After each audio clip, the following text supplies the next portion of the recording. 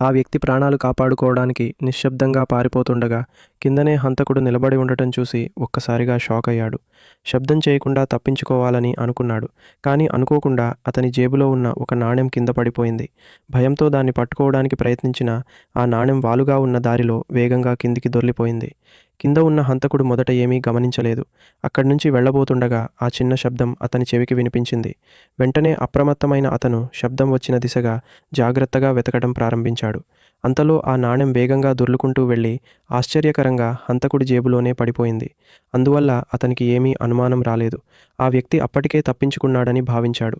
అప్పుడే ఎదురుగా ఉన్న ఇంటి బాల్కనీలో ఉన్న ఓ బామ్మ ఆ వ్యక్తిని చూసి ఆనందంగా చేతులు ఊపుతూ పలకరించింది. ఆమెను ఆపేందుకు ఎంత సైగలు చేసినా ఆమెకు ఏమీ అర్థం కాలేదు.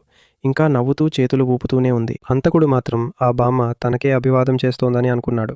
తనపై అనుమానం రాకుండా ఉండేందుకు అతను కూడా చేతులు ఊపుతూ స్పందించాడు.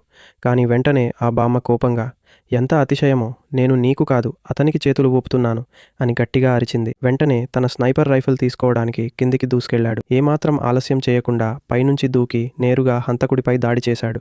హంతకుడు స్పందించేలోపే అతని కాలిపై బలంగా తన్నాడు. చివరికి ఇద్దరి మధ్య జరిగిన పోరాటంలో ఆ హంతకుడిని విజయవంతంగా అదుపులో